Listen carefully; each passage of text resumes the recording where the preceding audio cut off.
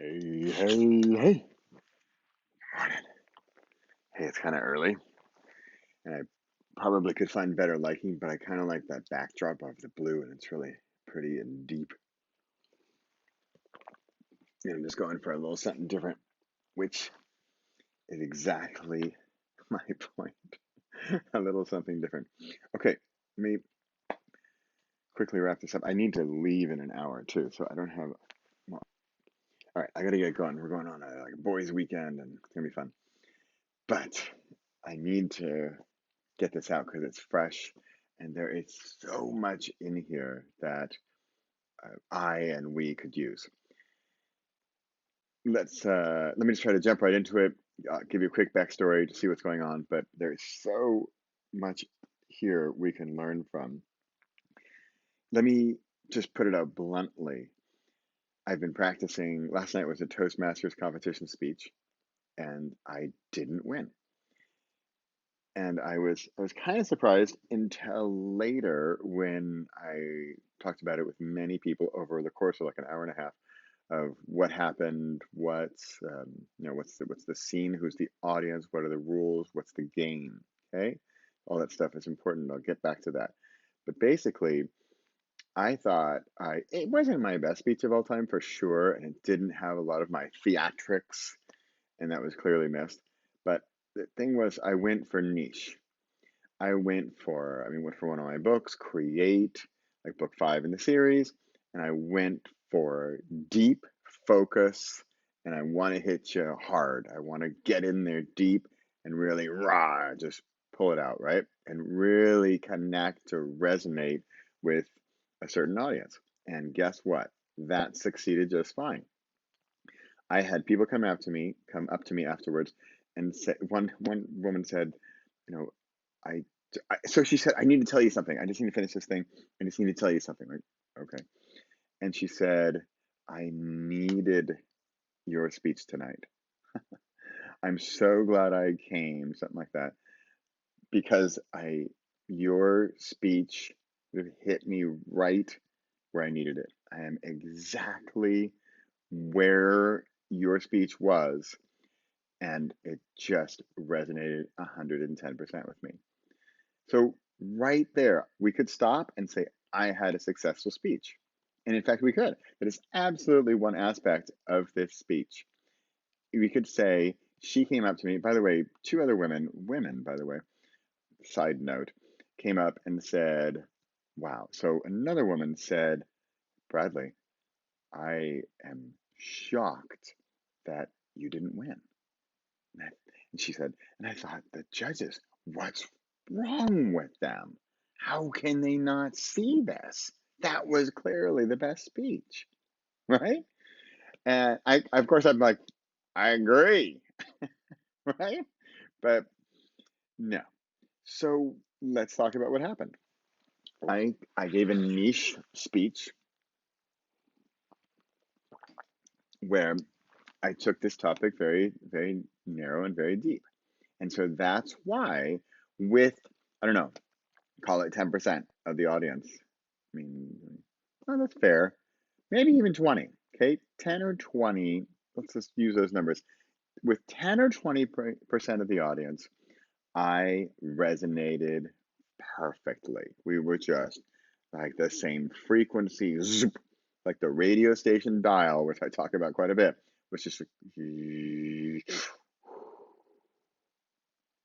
and I had them, right? They had me. It was mutual. So again, but this, by the way, this is my quick draft here in the morning. It's because this is so important for me, and I hope for you. And that's kind of the whole point. I think this is important, but do you? So here's why it's important for me. I didn't win, right? And so the evening, the people who are experienced Toastmasters, they said kind of what I've just been hinting at is that Bradley, fantastic speech. It was really focused and you went deep into a topic. That is also a little bit scary and potentially difficult, because you're talking about, so it was called about create, and about how I think there's sort of a difference between consume and create. And we can watch Netflix all day, but one, story out of us, or telling our story, dying with your music inside you. Thank you, Wayne Dyer. And that's a bad, a bad thing. And this is better if you tell your story, you write it down, okay? So I'm daring you, I'm challenging you, I'm potentially scaring you. So I'm turning off already some of the audience. And then I need to, speaking of audience, I need to remember who my audience is. One woman came up to me at the end and said, you know, it didn't, she's like, let me just be honest, it didn't resonate with me. And she's someone I usually resonate with. So I thought, okay, so I was off target here. And I said, and so what didn't resonate? She said, well, Samantha, what was her name? Johansson, Samantha Johansson. She's my character in the beginning, fictional character in the beginning who died with her music inside of her. So she's my example of what not to do. And this woman comes up and says, "Yeah, so I just, I don't really know who Samantha Johansson is, so that part didn't resonate with me." And I was like, "Oh, okay, clearly I didn't get across that that was a fictional character, a metaphor for what I'm getting at." And she just shoot, totally missed it, right? And she's not a native English speaker. She's Polish. And her English, I think, is her third or fourth language. So missed her. Somebody else said how another guy's speech was very, um, what's the word? When you empathetic. No, you really give yourself up and put vulnerable is what it was. And I wasn't. Mine was very strong and passionate and like, this is what you should do.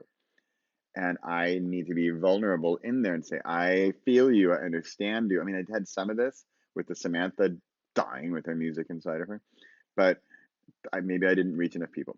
Okay, before I blab on about this forever, and by the way, this is mostly from me, but there's a book in here, there's a course in here, this is marketing, this is audience, this is focus, this is branding, this is your message. It's wow, there's so much. Here, let me put it another way. So, by the way, so the guy who won, well, I find actually the second place guy kind of hit the markers even better than the first place guy.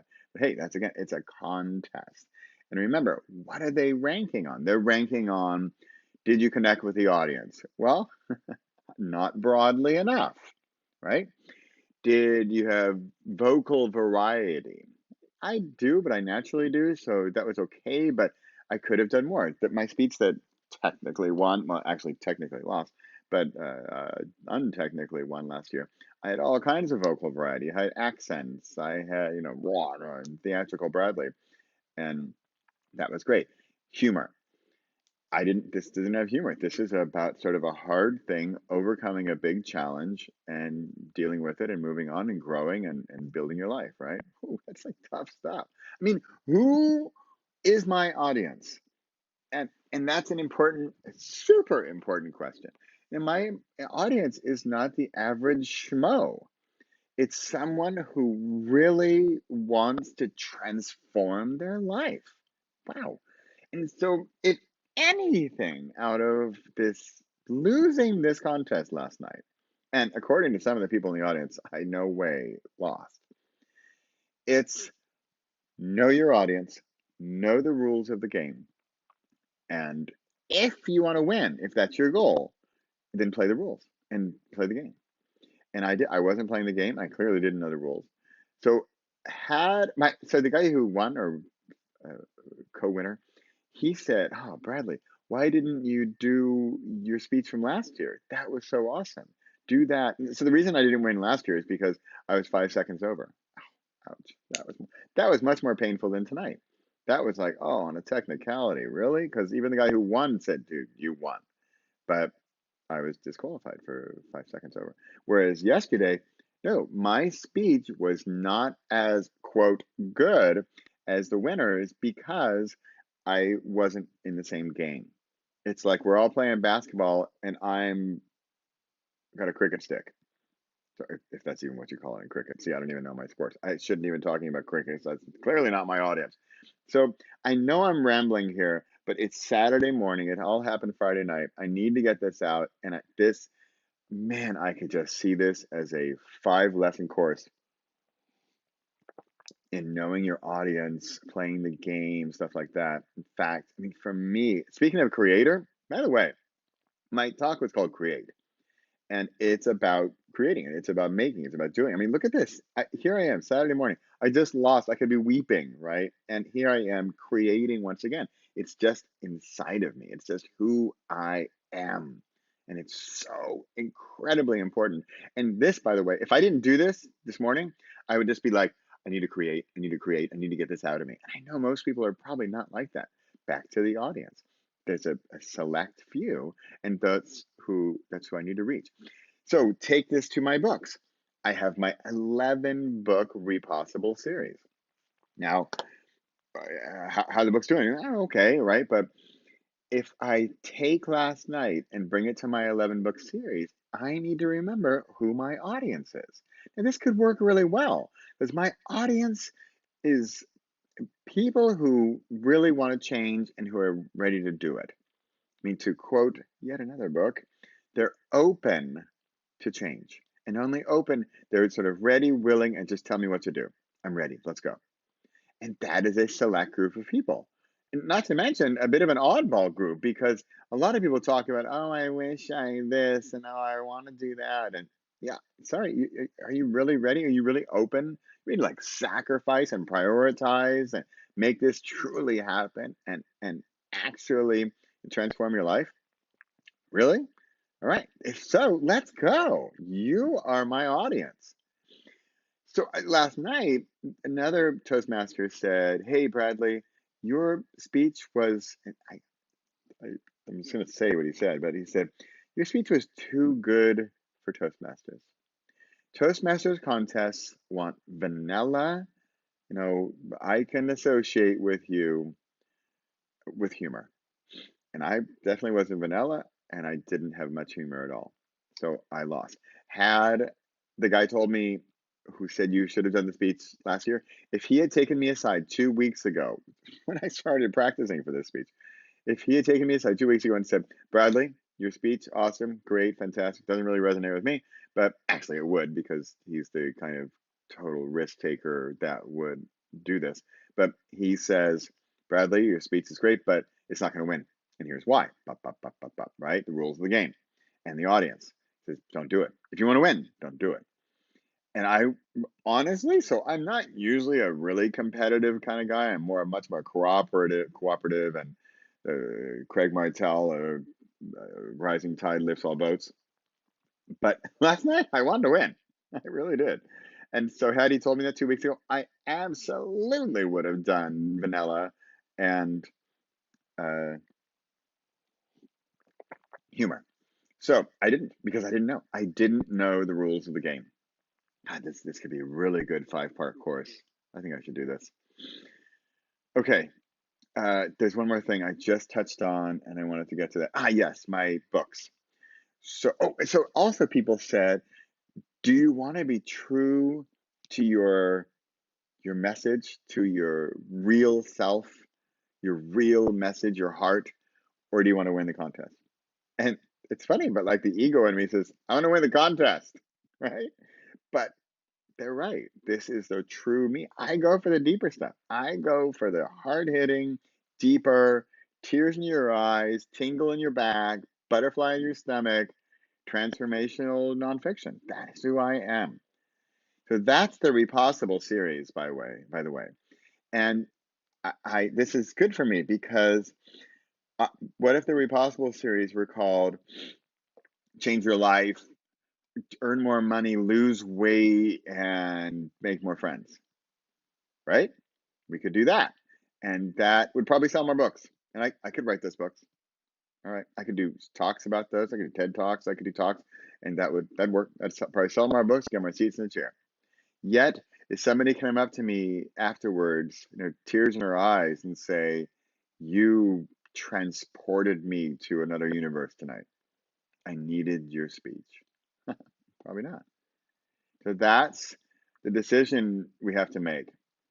I'm going to look back at this video and God, there's such like a 5 day, like 5 day quick workshop, video workshop. And see, this is how I think. I think, what can I create out of this learning experience? You notice I didn't say lose, although I've mentioned lose several times.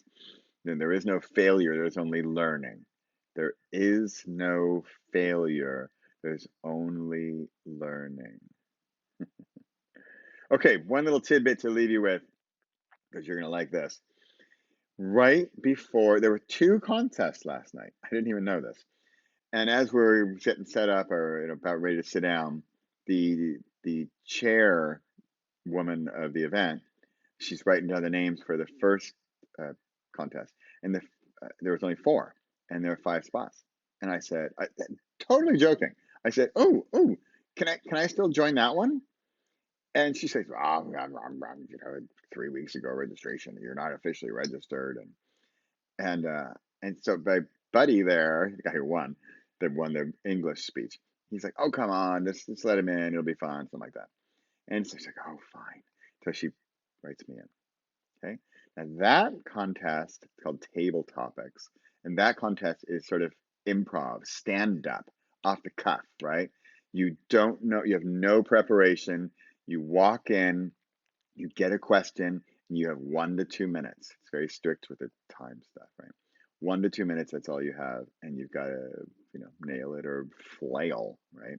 I nailed it. So I got the question, took a sec, boom, I had it, and I went off. And this speech, I'll share the speeches below, but this speech was this speech was, I mean, I was going to say perfect, but there is no perfect table topic speech, but I nailed it. And guess what? I won first place. So it was quite the silver lining. I mean, this is like shiny, glittery, powerful silver lining, because I'm going on. I'm going on to the next round for this speech type, for this improv sort of stand up, off the cuff competition. And frankly, if there are notes from the universe, maybe I should take note here and say, you know what, Bradley, this rehearsed vanilla humor speech, you can do that.